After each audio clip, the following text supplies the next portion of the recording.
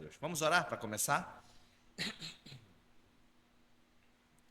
Senhor Deus, bendito e eterno, nosso Pai Celestial, a quem nós amamos, servimos, nós bendizemos o Teu nome, reunidos aqui nessa manhã, te agradecemos pelo grande privilégio da vida, Tu que és o Criador de todas as coisas, o Senhor planejou e providenciou tudo que há nessa terra, e o Senhor também planejou para nós o dia de hoje, nos deu o dom da vida, nós te somos gratos, Senhor, nós te louvamos, nós reconhecemos que nem um simples respirar, nem um simples bater do coração nós somos capazes de produzir sozinhos.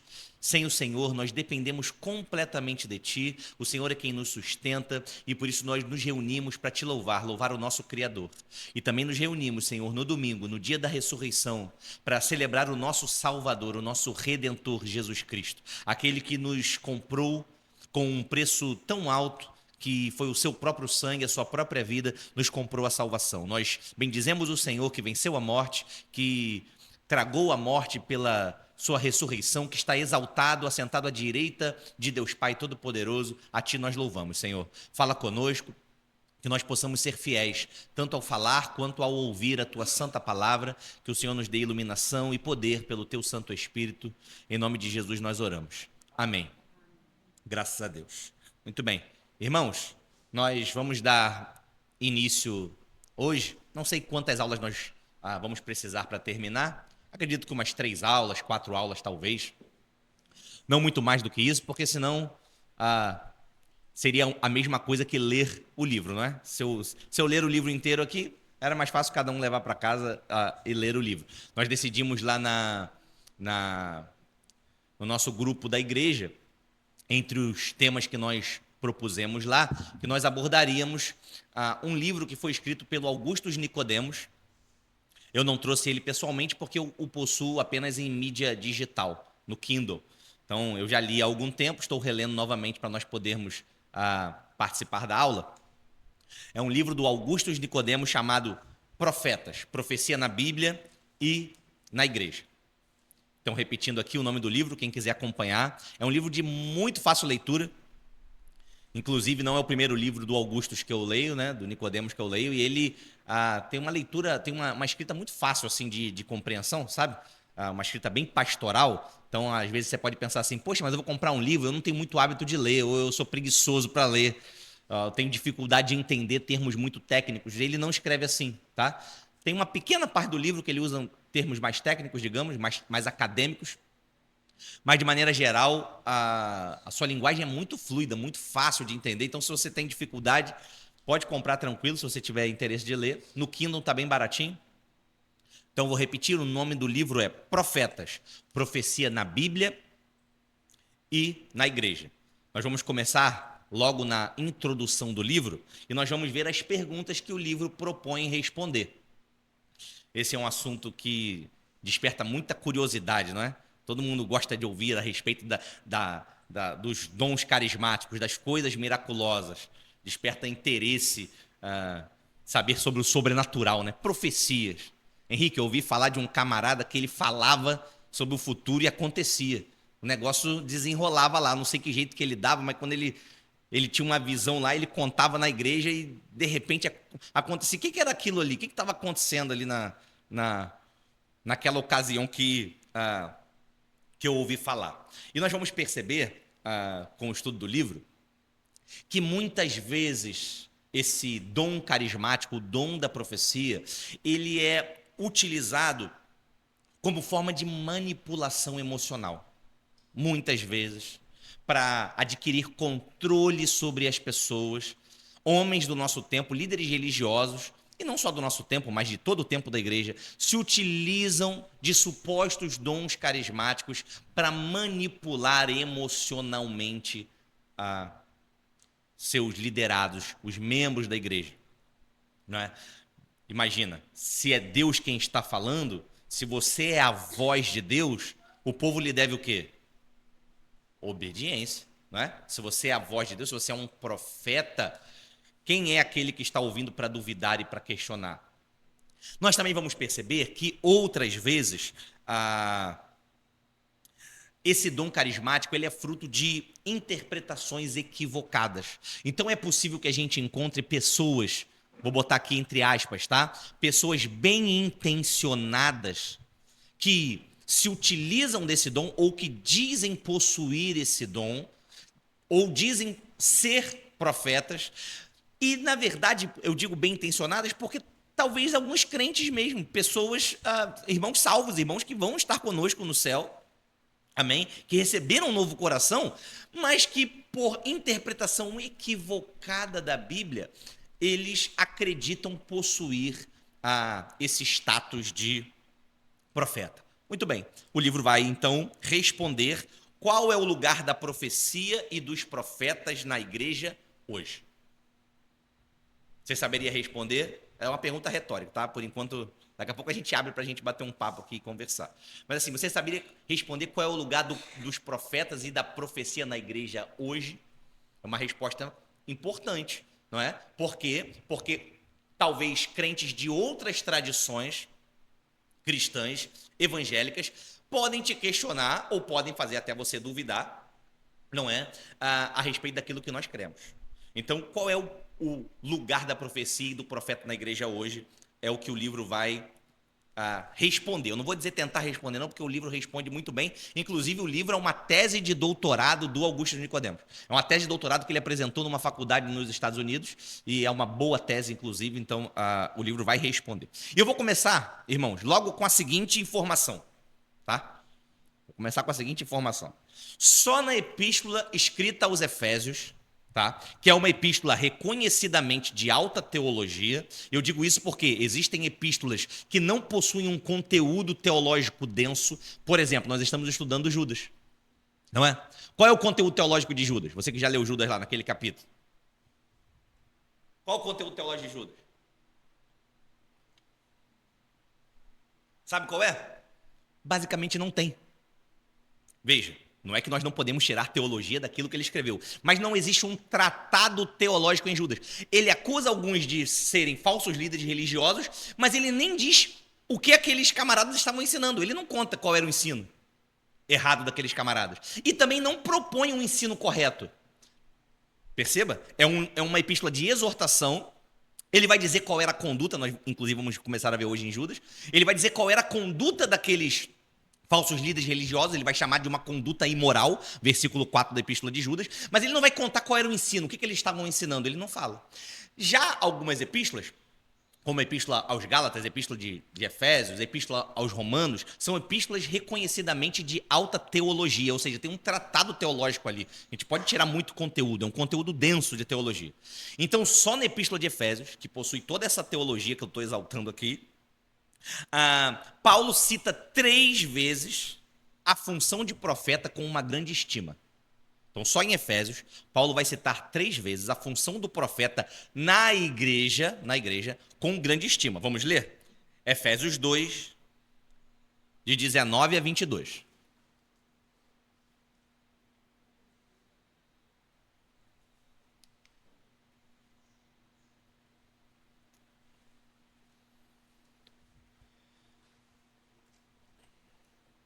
O irmão que achar, pode ler.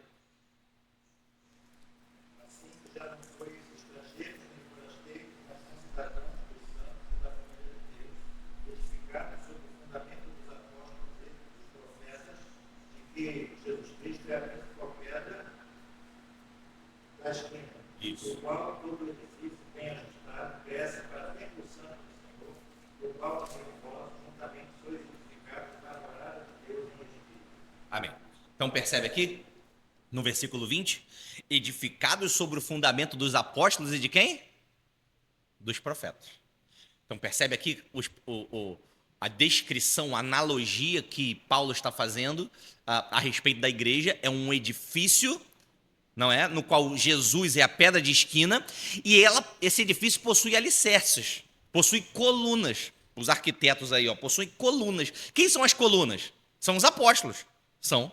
Mas também tem uma outra espécie aí, uma outra categoria de pessoas aí que são alicerces da igreja. Os profetas. Vamos continuar vendo? Efésios 4, ainda em Efésios, no capítulo 4, 11 e 12. Outro irmão pode ler.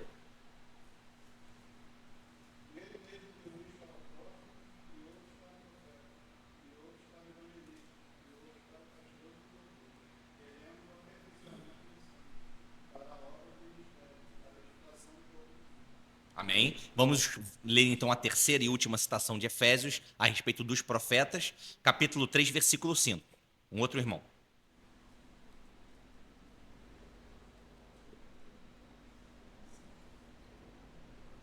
Qual outros servos não foi manifestado aos filhos do homem, como agora tem sido revelado pelo Espírito aos seus santos apóstolos e profetas. Percebe aqui, olha isso. Olha esse versículo aqui. O qual, noutros séculos, não foi manifestado aos filhos dos homens, como agora tem sido revelado pelo Espírito. A quem tem sido revelado? Aos seus santos apóstolos e aos profetas. Está vendo aqui os profetas no contexto da igreja, sempre sendo citados por Paulo com uma grande estima? Paulo, em algumas dessas citações, está colocando os profetas em pé de igualdade com os apóstolos. Eles são o alicerce da igreja, apóstolos e profetas. O Espírito revelou aos santos apóstolos e profetas aquilo que não foi manifestado aos outros homens. Então nós vamos ver aqui que quando eles aparecem sempre em segundo lugar nessas listas de Paulo, é porque justamente Paulo está colocando eles em pé de igualdade. Agora uma pergunta, ainda na introdução, tá? Pergunta que o livro se propõe a responder. Jesus continua dando profetas à igreja? Nós estamos vendo aqui um contexto do Novo Testamento, veja. Nós não entramos ainda na profecia bíblica do Antigo Testamento. Nós estamos vendo o contexto no Novo Testamento. Pergunta, Jesus continua dando profetas à igreja? Os profetas de hoje, do nosso tempo, são profetas legítimos? São legítimos? Porque a gente diz assim, né? Apóstolo bom é apóstolo morto. Ok. A gente pode dizer também que profeta bom é profeta morto? Vamos ver? Estamos na introdução. A gente vai poder dizer profeta bom é profeta morto? Porque a gente faz essa referência aos apóstolos. Você está vendo que eu só estou pegando os textos até agora que estão colocando os profetas em pé de igualdade com os apóstolos. Percebe que esses textos têm de ser bem entendidos. Por quê? Porque eles são utilizados, muitas vezes, por outras tradições religiosas e acontece aquilo que eu falei lá no início. Ou eles são utilizados para manipulação emocional dos seus liderados, dos membros da igreja, ou eles são alvo de deturpação da compreensão, são mal entendidos, mal compreendidos. Muito bem. Queria perguntar aqui, quem já passou por experiências, porque isso aqui é uma aula, tá? O Agnello tem cobrado a gente, para a gente ser menos palestrinha, né? Na hora da aula, ser menos palestrinha, dar menos palestra, a gente bater um papo. Mas aí eu preciso que vocês falem também, porque se vocês não falarem, não tem, né? Senão eu vou bater o escanteio e vou correr para a área para cabecear. Eu vou perguntar e vou sentar aí para responder.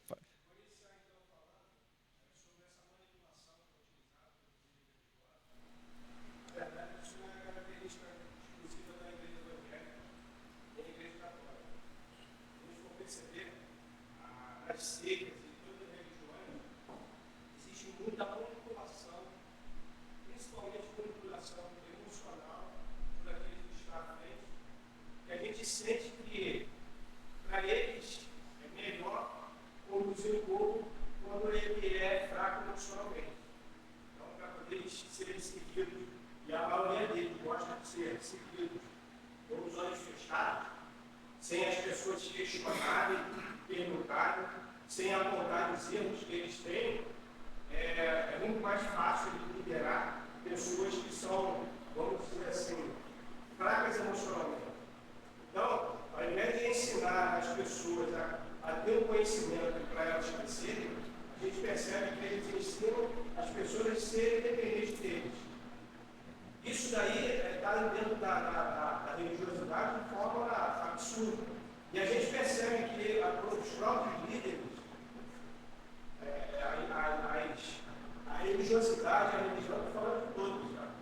Tanto a evangélica quanto a católica e todas, a espírita, existem pessoas que gostam de manipular, porque a gente percebe que essas pessoas elas têm um problema também emocional, de que elas têm que estar em destaque, têm que estar à frente, têm que estar sendo bem vista por algum transtorno também, e a religião é um terreno fértil para isso acontecer. Por isso que é muito importante a gente ver as pessoas que estão nos liderando, as características que têm, a forma que tem de fazer as coisas, porque o que mais a gente percebe é que aqueles que estão à frente, que querem estar à frente de posição de destaque, é exatamente para preencher o vazio emocional que elas não têm, às vezes dentro de casa, às vezes na sua própria profissão.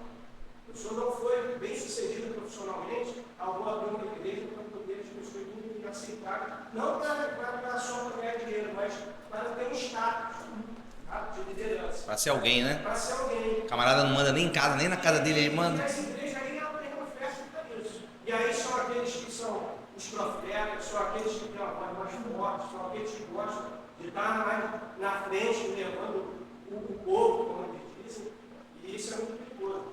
E a verdade é que essas profecias, a gente percebe que são profecias, como a gente vai estudar aí, são profecias tortas, não tem nada a ver com a palavra de Deus quando se trata de profecia.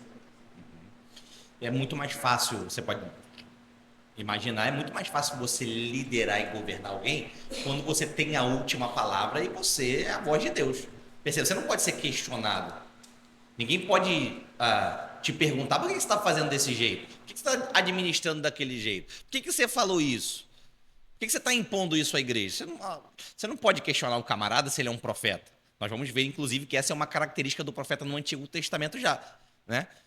Que ele não pode ser questionado. Então, por exemplo, tem um caso clássico que eu vou contar aqui, é um caso muito triste, mas ficou muito conhecido. Teve matéria no Fantástico, por exemplo, de um... Por isso que eu falei que às vezes é manipulação, às vezes é má intenção, mas também às vezes é má interpretação, é ignorância, enfim, e Satanás se aproveita disso. Mas tem um caso muito conhecido no Brasil de um pastor, se eu não me engano, no Nordeste, é um senhorzinho de bigode, já um coroa, e ele, no Nordeste, ele pegou lendo o texto bíblico de Oséias, no qual ele falou que foi o Espírito Santo. O Espírito Santo falou com ele, incomodou ele durante um período, que ele lia assim, ó, vai, toma a mulher do teu amigo e adultera. Ele leu assim, entendeu? Vai lá, pega a mulher amada do teu amigo e adultera. Então ele ficou com aquilo martelando. Deus falou isso para Oséias, mas está falando isso para mim também. Está falando, está me incomodando, está me incomodando, está me incomodando. Até que ele foi lá, e eu vou resumir a história, porque a história já é triste demais, é trágica, né? Ele vai lá, chama um membro da igreja lá dele, não sei exatamente como se deu a aproximação, porque eu imagino a aproximação que se daria assim, ó, se fosse com a gente aqui, a aproximação, né? Mantém a pólvora seca para essas circunstâncias também. Então o camarada chegou num rapaz e falou: olha, eu li essa mensagem aqui, Deus está falando comigo e eu acho que é com a tua esposa. Vai lá, toma a mulher amada do teu amigo e adultera. E bastou um repórter, e aí obviamente a desgraça aconteceu, não é? Isso aí ficou muito conhecido, acho que os irmãos já devem ter visto. E aí bastou um repórter, veja, não era um exegeta, não era um crente, não era um pastor, não era uma pessoa muito sábia. O camarada só sabia ler. É só isso que o camarada sabia. Percebe? Era um ímpio. Um repórter, provavelmente, né? Estou supondo que não fosse crente. Talvez pudesse ser. Enfim, ele vai lá e lê o texto corretamente. Veja, ele nem julgou aquilo que ele sentiu, ou supostamente o Espírito Santo falou. Não precisou disso. Ele só leu o texto. O texto que está escrito em Oséias é assim, ó, vai lá, toma a mulher do teu amigo, adúltera, não é? Vai lá, toma uma mulher adúltera. Então não é adúltera, era uma mulher adúltera. E eu nem li o texto antes de citar aqui, mas eu sei que é isso que está escrito lá, enfim, basicamente. Então, e na hora, quando ele foi confrontado com isso, ele já recuou. Então tem que ver direitinho isso aqui, né? Ele fala pro repórter, tá lá no vídeo, se você jogar no YouTube. Ele fala, então a gente tem que ver isso aqui. Mas tem que ver o quê? Ele já tinha dormido com a mulher Você vê o que as pessoas se sujeitam? Que coisa terrível. E ele fala, ele tem igreja. E às vezes eu falo para ele, cara, você não busca uma igreja para você congregar. Ele falou, não, mas Deus não falou comigo. Eu falei, mas ele já falou a palavra dele. Então assim, ele quer que Deus fale com ele pessoalmente para ele.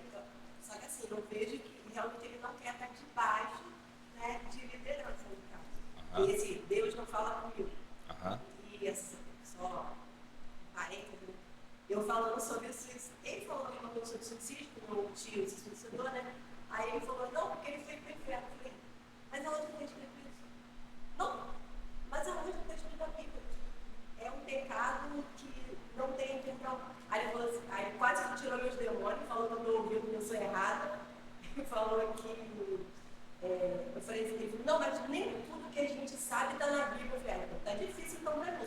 Se não está na Bíblia, está difícil. Né? Sim. Você vê a mentalidade dele. Assim, aí ele falou assim, você deve ser daquele pessoal doido, que é salvo e salvo para sempre. Eu falei, nem vou entrar nesse mérito que a gente está falando de suicídio, né? Mas então tá bom. Mas você vê como que a mente dele, né, que ele é mais neopentecostal. Essa é até uma questão filosófica. Aqueles que consideram que a gente vive num mundo pós-moderno, né? Há essa discussão se nós vivemos no período moderno ou pós-moderno, mas de forma geral, a verdade, não é? Você falou que ele disse que existem coisas que não estão na Bíblia, mas podem ser verdade. A verdade, por exemplo, na Idade Média, era o quê? Era uma instituição, não é? Uma instituição que era a Igreja Católica durante desde o século V ao século XV, ela tinha a última palavra. Então, você queria saber a verdade? Você procurava onde? Na instituição. Aquilo que a igreja te dizia que era verdade, você tinha que assumir que era verdade. E se você negasse a verdade da instituição? Fogueira, não é? Perseguição. Nós sabemos bem o que durante um período da história aconteceu. Muito bem.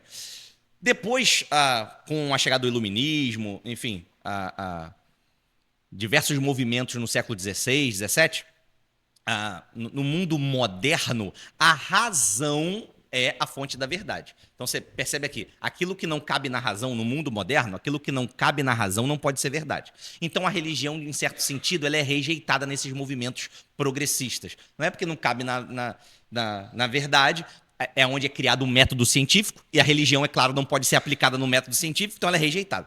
No mundo pós-moderno, as pessoas não rejeitam, ou melhor, elas rejeitam a razão, mas não somente isso. Elas querem sentir. Sabe? Elas perceberam, principalmente por causa da Primeira Guerra e da Segunda Guerra, que essa questão de progresso, de humanismo, botar o homem no centro das coisas, não necessariamente vai dar certo sempre. Tá? Pode ser que esse progresso leve à destruição. Então o homem pode evoluir tanto a ponto de produzir armas, se matar, se autodestruir e tudo mais. Então, o que há no mundo pós-moderno é uma necessidade de sentir, de sentimento. Sabe? Como é que eu estou me sentindo? Porque a razão por si só, ela não é boa e ela pode ser até maléfica. É por isso que o camarada fala assim, por exemplo, né? A gente não pode progredir muito não porque vai ter aquecimento global, as calotas do Ártico vão se soltar. Cuidado aí com o progresso. Progresso nem sempre é bom. A gente ouve muito isso nos nossos dias. Você não ouviria isso no mundo moderno. Você não ouviria isso no século XVIII. Pelo contrário, vamos progredir. Tá? Sabe? Então, hoje... agora vou voltar para a aula, né? Mas, enfim, apenas falando de filosofia nesse sentido, é que as pessoas hoje duvidam da razão. Eu ouvi uma pessoa, inclusive, dizer uma coisa muito interessante, que talvez se você evangelizasse alguém nos anos 20, 30, e você mostrasse assim, olha, tá aqui na Bíblia, ó, isso está escrito aqui, eu acho que você está errado aí. Você está errando nessa doutrina. Um exemplo, uma pessoa de outra tradição cristã. Aí você apresentaria a doutrina correta para ela leu na Bíblia. Aí ela ia olhar assim, será? Peraí que eu vou ver lá com meu líder lá religioso se você tem razão. Enfim, surgiria ali uma discussão e tal, e quem tivesse razão, a pessoa voltaria, te cumprimentaria, talvez falasse, olha, você tem razão mesmo, obrigado aqui por abrir meus olhos e tudo mais. Hoje, se você apresentar a verdade para alguém e dizer que a pessoa está errada, o que você vai conseguir? No máximo que ela fique emburrada com você, né? Vai falar assim, que camarada exibido. Olha lá, só quer me mostrar.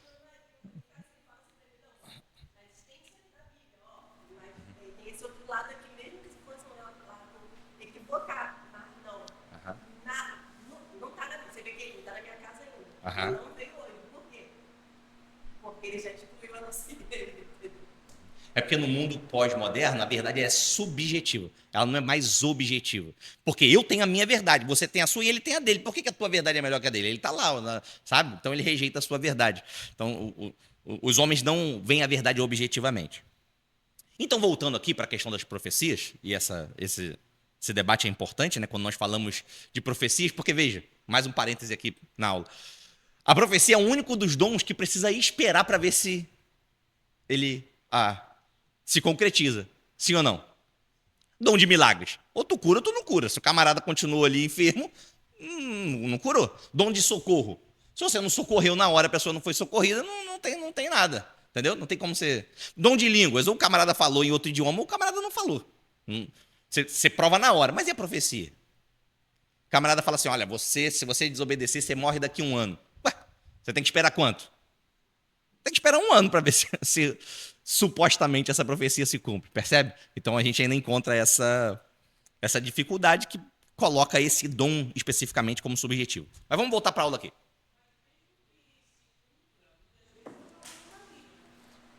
Ótimo, você entrou exatamente na minha pergunta. Mesmo que alguém diga, é exatamente o próximo tópico, mesmo que alguém diga que algo vai acontecer, e esse algo acontece, o livro vai responder isso. Essa pessoa pode ser considerada profeta? Necessariamente? Se alguém chega assim, ó, vai acontecer isso, isso, isso, e sei lá por que cargas d'água acontece isso, isso, isso. Essa pessoa, eu posso dizer assim, ó, fulano é profeta? A gente vai responder isso aqui.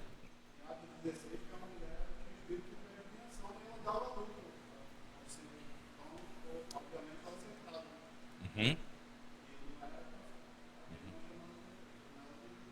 Ou também se Deus manda, né? A operação do erro. É Deus para você realmente ir naquela direção. Então, assim, eu não vou contar, mas eu já vi casos. Eu vi, tá? Ninguém me contou. Eu vi casos da pessoa dizer que aconteceu uma coisa bem assim, bem difícil de acontecer, e aconteceu. É verdade que essa mesma pessoa também falou outras 1000 coisas que não aconteceram. É verdade. 2 vezes no dia, é verdade. Um colega meu falou, a moça da minha igreja falou que a minha esposa ia ter um filho. Ela estava grávida.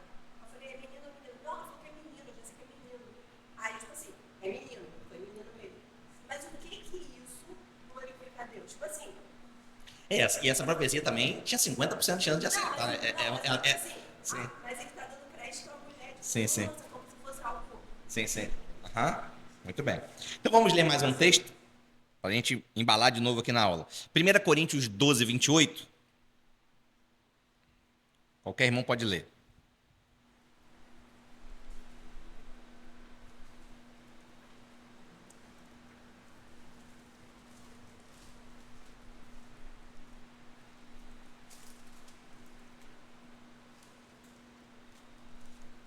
E a uns pôs Deus na igreja, primeiramente apóstolos, em segundo lugar profetas, em terceiro doutores, depois milagres, depois dons de curar, socorros, governos, variedade de espíritos. Amém. Então, essa ordem aqui, irmãos, apóstolo e profetas, mais uma vez se seguindo. E aqui, especificamente, em 1 Coríntios 12, Paulo parece estabelecer uma ordem de importância. Você vê que ele, primeiro, Deus estabeleceu apóstolos, em segundo lugar, profetas. Então, o ofício de profeta, muito provavelmente, era o mais estimado na igreja depois do ofício apostólico. Tá? Isso é muito importante. No período da igreja primitiva, o ofício profético, o ofício dos profetas, esse dom carismático, ele era provavelmente o mais estimado, o mais importante na igreja após o ofício apostólico.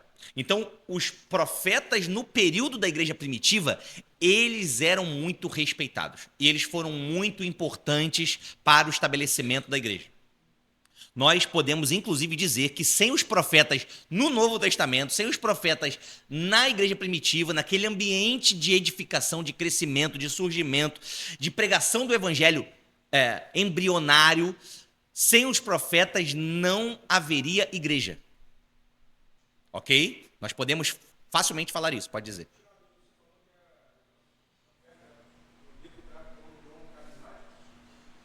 Sim, dom e carisma são sinônimos, digamos assim.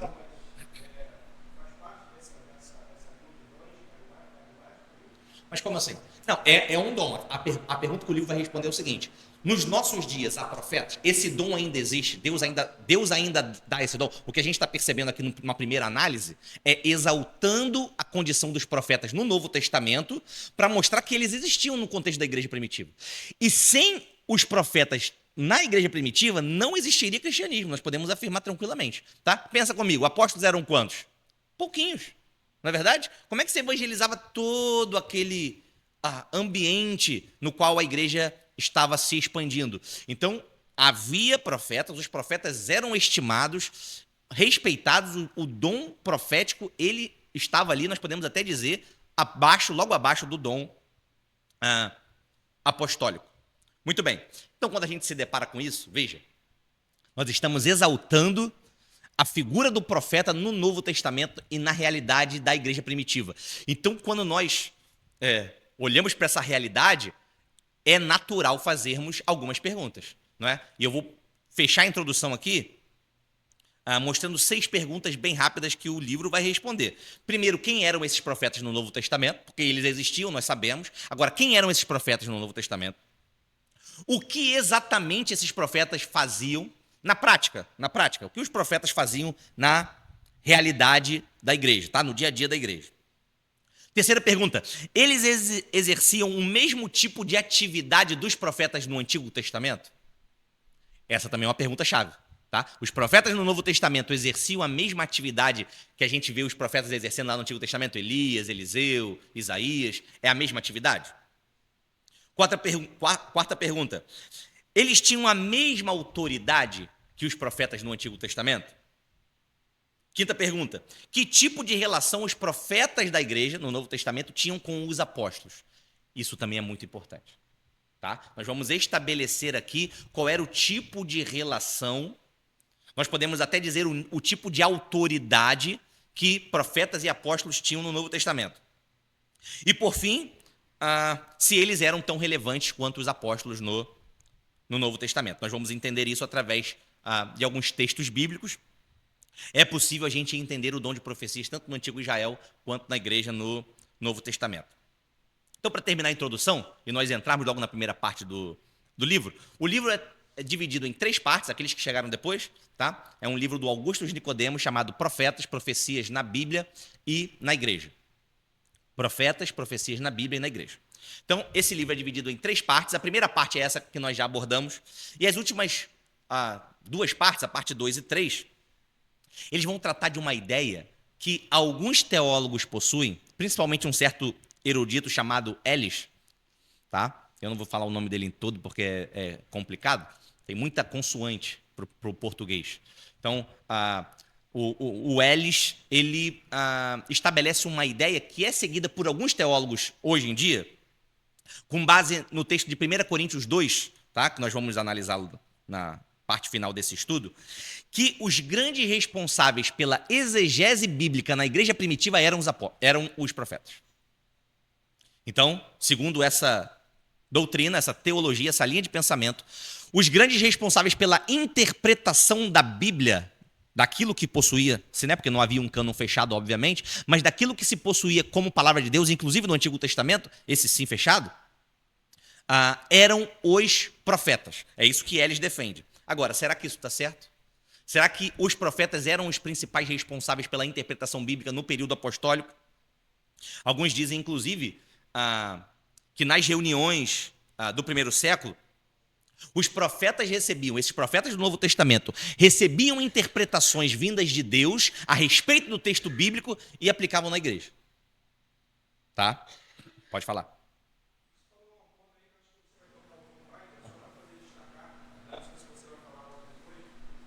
É a condição da igreja que estava nessa época. A gente está falando de uma igreja que estava se formando, uma igreja que precisava fixar doutrinas, estabelecer as suas características, uma igreja que não tinha Bíblia. A Bíblia que nós conhecemos hoje.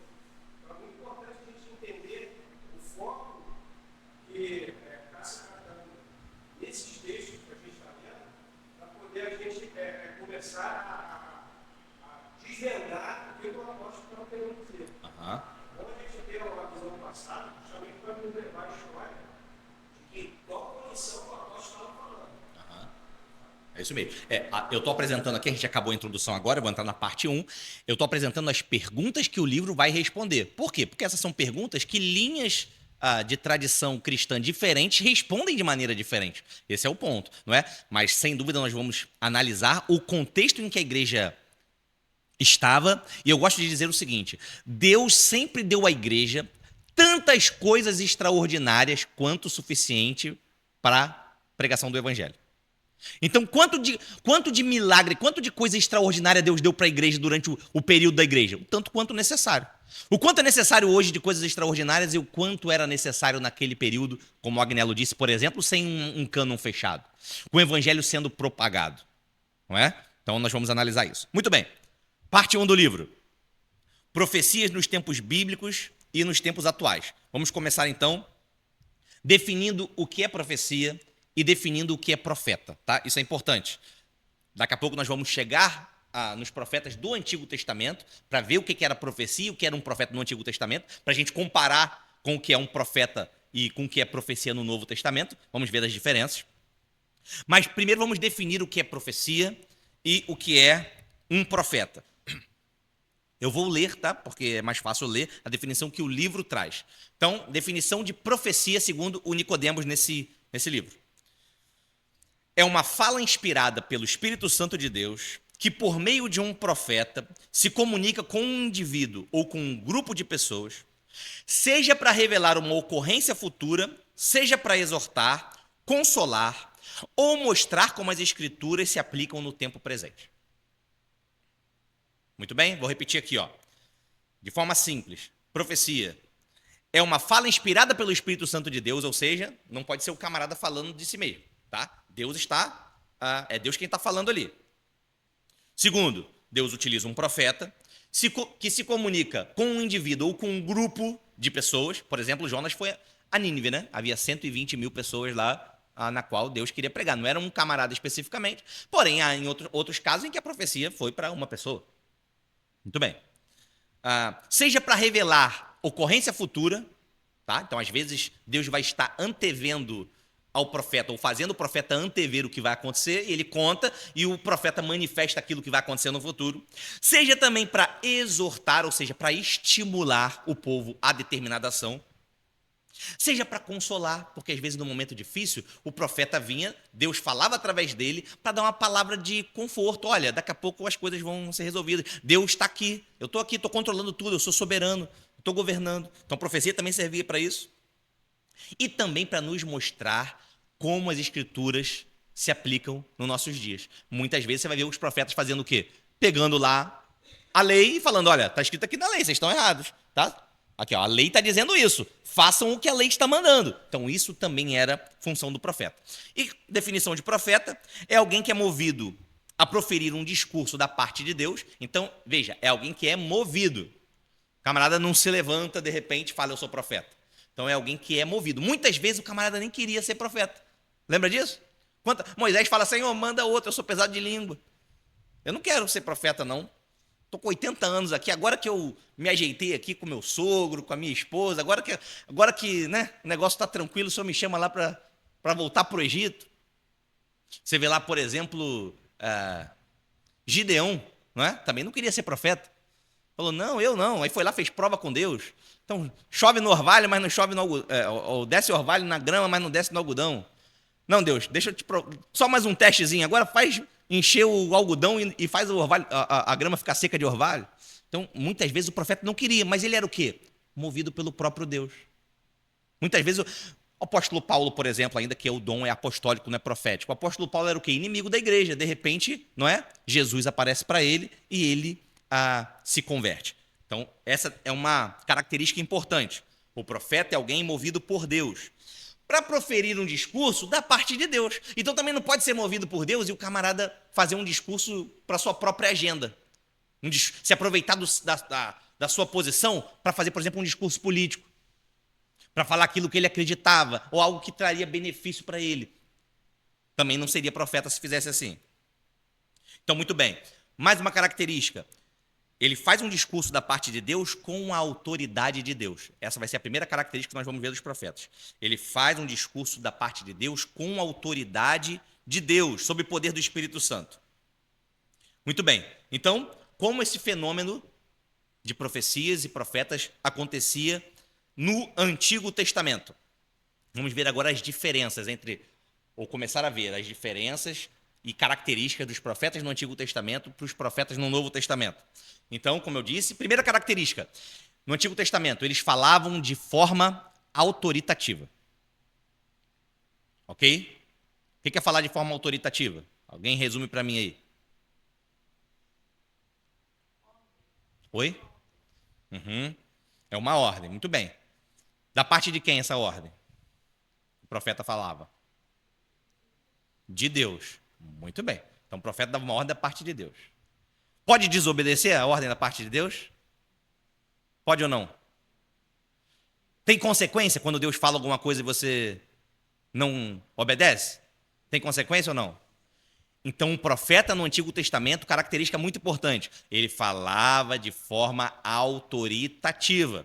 Ele está falando, é Deus que está falando. E você tem que obedecer. E se você não obedecer, tem consequências para desobediência. Essa é uma característica do dom profético ou do ofício de profeta no Antigo Testamento. Lê comigo aí Deuteronômio 18, versículos 18 a 19.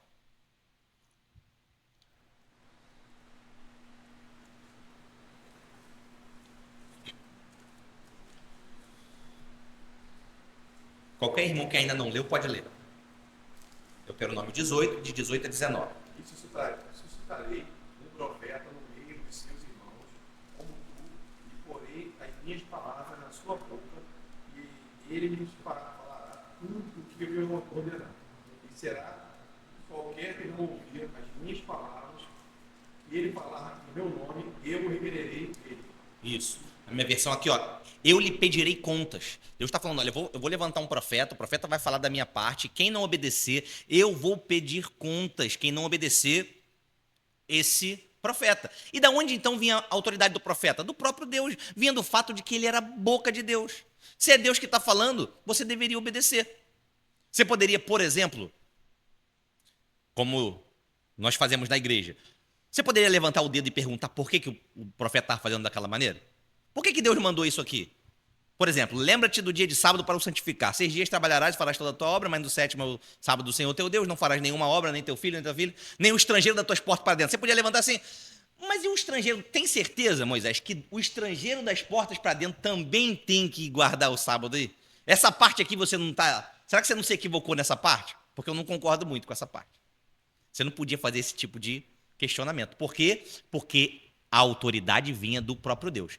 E se você descumprisse, posso continuar, por exemplo, citando os 10 mandamentos, ali há promessas para o cumprimento, por exemplo, 5º mandamento, honra teu pai e tua mãe, para que se prolongue os dias na terra que o Senhor teu Deus te dá. Uma promessa para cumprimento.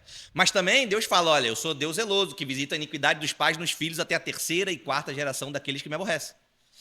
Então, há consequências para o descumprimento da palavra do profeta. Eu vou ler agora, por exemplo, Êxodo 4,15. Eu mesmo vou ler para ganhar tempo. Deus falando com Moisés a respeito de Arão. E tu lhe falarás e porás as palavras na sua boca. E eu serei com a tua boca e com a boca dele, ensinando-vos o que haveis de fazer. Então Deus colocaria a palavra na boca de Moisés, Moisés falaria a Arão, Arão falaria ao povo. Muito bem. Então uma pergunta aqui, para os leitores aí do Antigo Testamento. Qual era o outro nome, professores não vale, qual era o outro nome que o profeta recebia no Antigo Testamento? Tinha um outro nome pelo qual ele era chamado.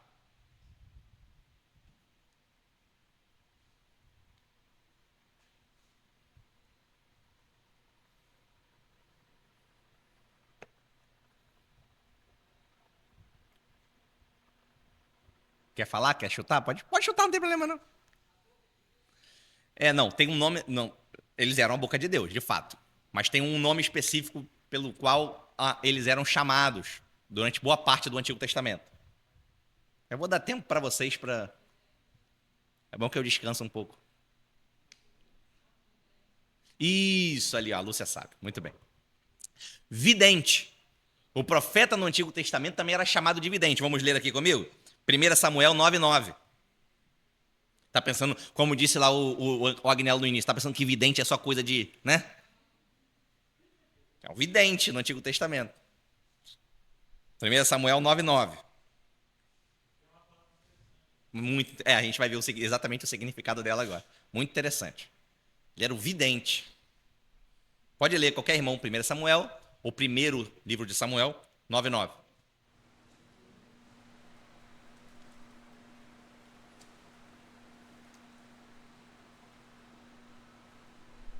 Antigamente, Israel, indo alguém consultar a Deus, dizia assim: vinde e vamos ao vidente, porque ao profeta de hoje, antigamente se chamava vidente. Muito bem. Então, o próprio Samuel está contando pra gente, né? O profeta de hoje se chamava vidente. Muito bem. Então, por que o nome era vidente? Como disse o Túlio, é uma palavra sugestiva, não é interessante. Por quê? Porque o profeta era alguém que via o que ninguém conseguia ver por meios naturais. Nós podemos dar uma definição mais fácil do que o Augusto Nicodemos deu no livro, né, que é aquela definição um pouquinho maior para você anotar e estudar, mas nós podemos dizer o seguinte, ó, o profeta é alguém que tinha olhos para ver coisas que ninguém conseguia ver de maneira natural. O profeta era alguém que tinha ouvidos para ouvir aquilo que os homens não conseguiam ouvir de maneira natural com seus ouvidos. E o profeta também era alguém que tinha boca para falar coisas que os homens não poderiam falar naturalmente. Então, os sentidos do profeta, digamos assim, recebiam uma bênção da parte de Deus. Então, Deus mostrava a ele certas coisas, ele era o vidente, e depois de ter recebido a visão, eles revelavam para o povo. Olha que exemplo interessante aqui, em Números 22, o exemplo de Balaão. A gente sempre usa Balaão para o mau exemplo, né? E é para usar mesmo, porque Balaão, né, é um mau exemplo. Mas Balaão chegou a ser um profeta verdadeiro, sabia? Durante um período, ele foi um profeta, depois ele se corrompeu, mas ele foi um profeta correto. Ele disse assim, ó, Números 22, 31. O Senhor abriu os olhos a Balaão. Está vendo o vidente aqui? Ó? O Senhor abriu os olhos a Balaão. Ou seja, se Deus não abre o olho, Balaão vê aquilo ali? Balaão não vê. Por que ele é vidente? Porque Deus abriu os olhos de Balaão. E ele viu o anjo do Senhor que estava no caminho com a sua espada desembainhada na mão. Veja, a comitiva toda estava passando por ali. Ninguém viu o anjo do Senhor. Mas o vidente teve os seus olhos abertos e conseguiu ver o anjo com a espada desembainhada. E aí ele vai dizer, ele mesmo vai falar a respeito de si, o Balaão, agora no capítulo seguinte de Números, capítulo 24, versículos 3 e 4. Eu vou ler. Palavra de Balaão, filho de Beor, palavra do homem de olhos abertos. Está vendo mais uma vez aqui? Olha como ele se autodefine. Números 24, 3 e 4. Palavra de Balaão, filho de Beor, palavra do homem de olhos abertos. Então, o profeta no Antigo Testamento era alguém que via o que ninguém conseguia ver humanamente. Já viu o profeta de hoje em dia? O camarada descobre o teu CPF. Você chega lá na igreja do camarada, tem um aqui em São Gonçalo, que ele fala o teu CPF. Você chegou assim na igreja e fala o teu CPF.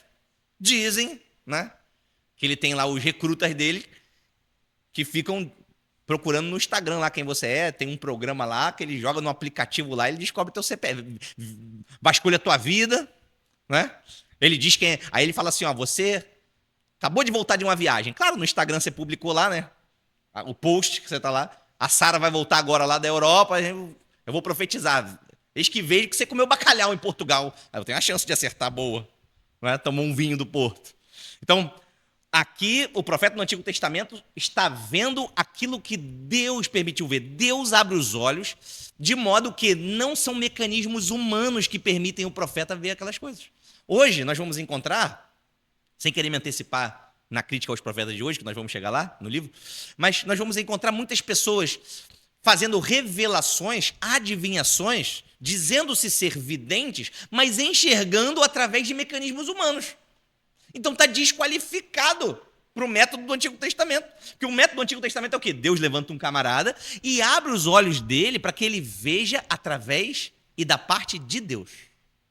Mecanismos humanos não são capazes ou não são suficientes para dizer que alguém é profeta. Muito bem. Então, seguindo aqui. Como eu anotei, né? Uma pessoa sem assistência divina não tem acesso a essa revelação. Pode falar. Na continuação de Deuteronômio 18, ele fala sobre isso, né? Porém, se o profeta tiver a presunção de falar uma palavra em meu nome, que eu não tenha mandado falar, ou que falar o nome de outro Deus, esse profeta morrerá. Se disser no seu coração, como conhecerei a palavra que o Senhor não falou? Como o profeta falar em nome do Senhor, e essa palavra não se cumprir, nem suceder assim, esta é a palavra que o Senhor não fala. Essa palavra não se cumprir, nem suceder assim, esta é a palavra que o Senhor não falou. Concedeva a falou aquele profeta, não permite responder. Muito bem. Esse é um princípio importante, porque eu vou terminar agora, porque faltam 8 minutos, né? Para a gente poder ter um intervalo adequado para não entrar no próximo assunto, porque o próximo assunto é a profecia no Novo Testamento. Então nós já vimos a profecia no Antigo Testamento, nós vamos entrar na aula que vem na profecia no Novo Testamento. Vamos falar a respeito dos apóstolos e dos profetas na igreja. Mas para terminar, vocês ouviram aí o que a Sara falou? Mais ou menos? Ela estava falando a respeito das consequências, né? Como você analisaria que um profeta era profeta. Então, veja, nós vamos ver essa diferença. No Antigo Testamento, alguém profetizava da parte de Deus. Se a profecia não se cumprisse, ele falou de si mesmo. Ele foi arrogante. Ele não falou da parte de Deus e ele deveria o quê? Morrer. Assim diz o Senhor, mas o Senhor não disse, aí daquele, morte. No Novo Testamento, nós temos um padrão, eu não quero me antecipar, mas nós temos um padrão no qual os profetas devem ser julgados. Qual é esse padrão? Qual é o padrão? A palavra de Deus. Então, a palavra de Deus, por isso que nós falamos lá no início, né? Sem querer me antecipar mais uma vez, não é o cumprimento ou não da profecia que diz se o camarada é profeta ou não. É se aquela profecia está adequadamente encaixada, inserida, e nós vamos ver também o que é profecia, claramente, no Novo Testamento. Só para eu vou deixar minha mãe e o Túlio, mas vou dar um exemplo. Tem muitas pessoas que chegam de outras tradições e falam assim, não, mas eu sonhei e é da parte de Deus. Porque quando eu sonho assim, eu fico muito incomodado, e nós vamos ver isso daqui a pouco nas próximas aulas. Mas veja, te dar um exemplo bem simplista até, mas para você entender. O camarada está com um problema no casamento, sabe? Está com a mulher lá, briga, passa 6 meses, passa 1 ano. Está difícil lá a relação dos dois. Aí o camarada tem um sonho. E no sonho, veja, acontece uma coisa muito impactante para ele. Ele sonha que aquela amiguinha do trabalho, que de vez em quando, sabe, dá uma confiança para ele, troca uma conversa, que ele sonha que ele casou, teve filhos, que ele teve uma vida muito feliz, muito próspera com aquela pessoa lá que não é a esposa dele. E ele já está num problema no casamento, o que ele pensa? Deus está falando comigo aqui, como é que chama? Presente de Deus, é um presente de Deus, Deus vai me dar um presente. Isso é possível Deus, em alguma hipótese, falar dessa maneira com o ser humano? É possível?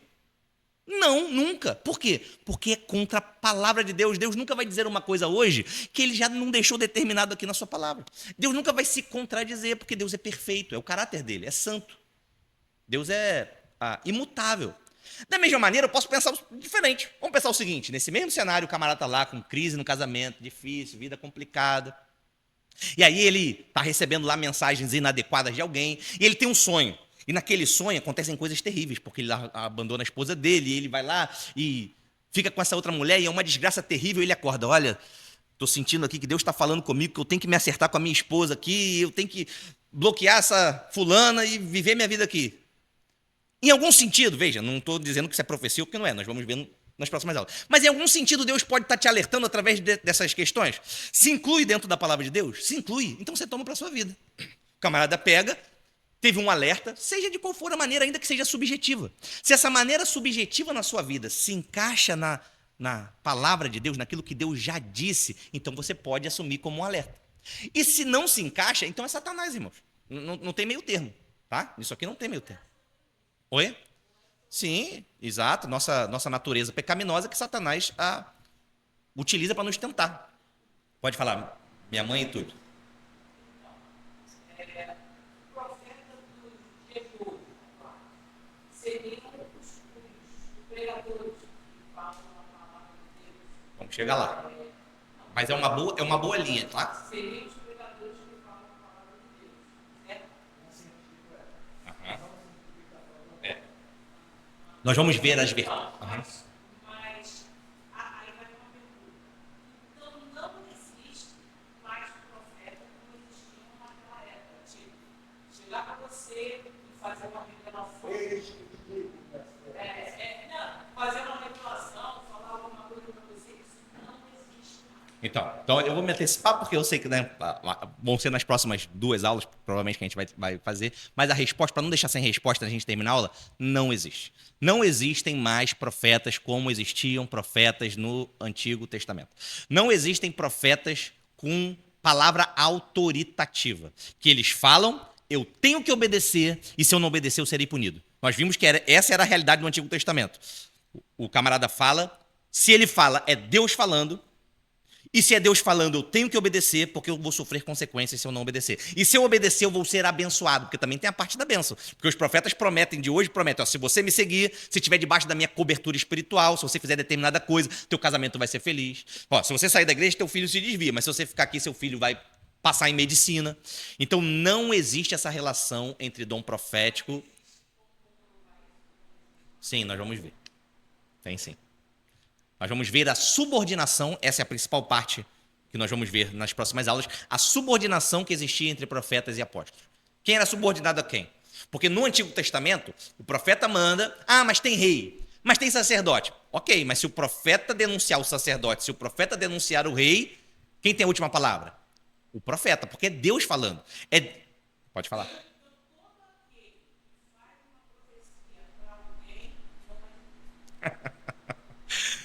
Eu vou voltar para o início. Foi o que eu disse. Existem dois tipos de... O que eu vou dizer é o seguinte, tá? Existem dois tipos de pessoas que se utilizam desse suposto dom de profecias. Pessoas que querem manipular emocionalmente aqueles que ouvem, mas pessoas também que podem, eventualmente, interpretar de maneira inadequada as Escrituras. Tá? Então, existem... Resumindo, tem crente que, perdido em outras tradições evangélicas, fazem esse tipo de coisa? Tem, irmãos. Tem crente que hoje está meio que perdido, até dentro da igreja, mas está meio cambaleando. Também tem crente tendo certos tipos de práticas religiosas inadequadas. Então tem crente. Mas na maioria dos casos, assim, no ponto que você está perguntando, são manipuladores, não são profetas, tá? Não são crentes, são falsos líderes religiosos, são falsos profetas. E a nossa oração deve ser que o Senhor faça justiça ao seu próprio nome, que o Senhor zele pelo seu próprio nome, porque eles estão mentindo em nome de Deus. Veja, alguém fala alguma coisa no nosso nome, mentindo em nosso nome, a gente já fica chateado, né? Se eu chegar para você e falar assim, olha, Josane falou mal de você, Josane falou isso de você. Ela não falou nada. Quando Josane sabe disso, ela já fica chateada. Por que o Henrique contou uma mentira a meu respeito? Não quero mais papo, não quero assunto com ele. Agora, você imagina no nome santo de Deus. São o que esses camaradas fazem. Eles falam em nome de Deus coisas que Deus nunca falou.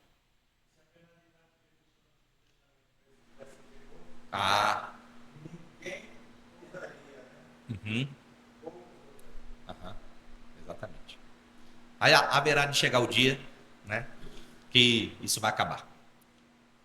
Alguém mais quer falar? Só essa questão do padrão, né, da profecia, no Antigo Testamento, a gente pode fazer, pelo nome dele, esquecer alguém se levantar e fazer a profeta, e fizer um sinal, né, sinal, ou a profecia se cumprir, e ele depois disser assim, não servir outros deuses, não é verdadeiro profeta. Deus não precisa ensinar esse mundo, mesmo que ela ensinar, mesmo que ela e é ser privilegiado. Então, o padrão também. É porque na conversa eu esqueci de dizer, eu ia exatamente ressaltar isso, foi bom você lembrar. Que não somente no Novo Testamento a Bíblia é o padrão para você analisar se o profeta era profeta mesmo ou não.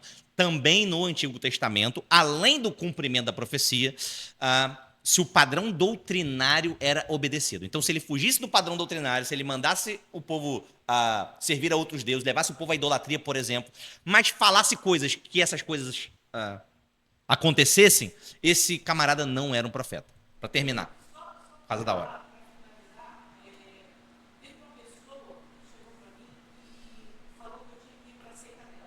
Então, ela disse que se eu não fosse, Deus ia pesar sobre mim, que não sei o que, e ela profetizou um monte de coisa ruim sobre a minha vida. Para finalizar, nada disso aconteceu, esse plano de Deus, eu não fui claro, mas existem muitos falsos profetas que tentam conduzir a pessoa, às vezes oferecendo coisas, entendeu? Então, a gente realmente precisa tomar muito cuidado, porque a pessoa, se a pessoa tiver realmente fraca ou com algum problema, ela se deixa levar. Ela e nessa ela cai. Só para fechar A isso. Solange tinha um bom fechamento para falar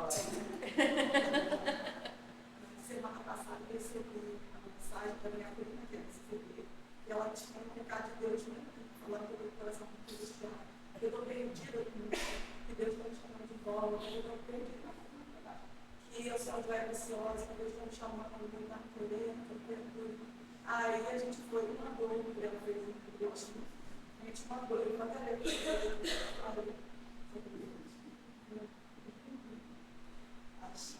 porque ela fez uma chantagem emocional e chorou, fez de tudo, uma coisa muito boa.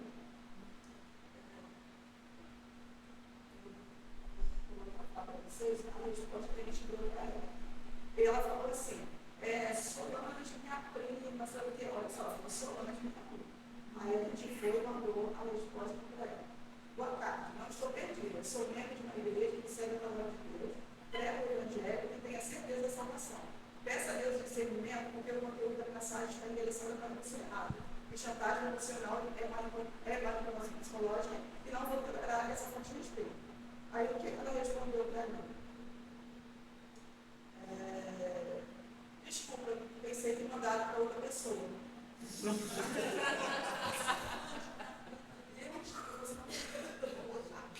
Indiretamente ela acertou, né? Ela mandou para outra pessoa, de fato, né? Graças a Deus. Né? Bom. Aham. Aham. Aí a gente para desse ponto e continua na próxima aula. Aí vem pra gente, pra nós, né? O que a gente pode fazer para se blindar sobre isso? Ter amor à palavra de Deus, ler a Bíblia, tentar entender ao máximo. Por quê? Porque você vai começar a criar casca sobre essas coisas. Você vai olhar, você já vai saber. Então, assim, criar intimidade com a palavra de Deus, orar, ler a Bíblia, refletir sobre ela, né? Então, assim, na minha segurança, crente que não lê a Bíblia fica fraco e fica exposto a todo esse tipo de coisa. Então, assim, eu estava até pensando em trazer, né, um plano, até coloco isso aqui como sugestão, plano de leitura bíblica para toda a igreja, entendeu? Em casa a gente lê a Bíblia. Eu espero que todos os irmãos tenham o seu, inclusive. A Bíblia, tente falar com Deus, né? Porque Deus, como diz a Ana Nicodemo, quer ouvir a palavra, quer ouvir a voz de Deus? Ó, lê a Bíblia em voz alta, entendeu? Assim, Deus fala com a gente através da sua palavra hoje. Amém. Vamos encerrar? Pode ficar de pé para nós orarmos? Eu deixo a palavra final de Jesus, não é, para Tomé. Bem-aventurados os que não viram e creram. Bem-aventurados nós somos porque nós não precisamos ver, porque nós cremos através do poder do Espírito Santo no nosso coração. Graças a Deus. Curva a sua cabeça. Senhor, muito obrigado por esse tempo precioso que nós temos diante da Tua palavra e entre irmãos, Senhor. É um grande privilégio para nós termos acesso à Tua palavra e termos sido iluminados, Senhor, porque da nossa própria parte nós estaremos perdidos quanto tantos irmãos nossos estão. O que nós oramos também durante essas aulas que nós teremos a respeito desse assunto é que aqueles nossos irmãos que foram escolhidos desde antes da fundação do mundo para a salvação, junto conosco, e estão perdidos, Senhor, em práticas religiosas inadequadas, estão presos através de chantagens emocionais, que o Senhor possa libertá-los, que o Senhor possa, pelo poder do Teu Espírito, livrá-los, Senhor, da opressão desses homens malignos, desses falsos profetas, desses falsos líderes, e que eles possam encontrar a liberdade que existe em Cristo, tudo isso para a Tua glória. Nós oramos no nome de Jesus. Amém.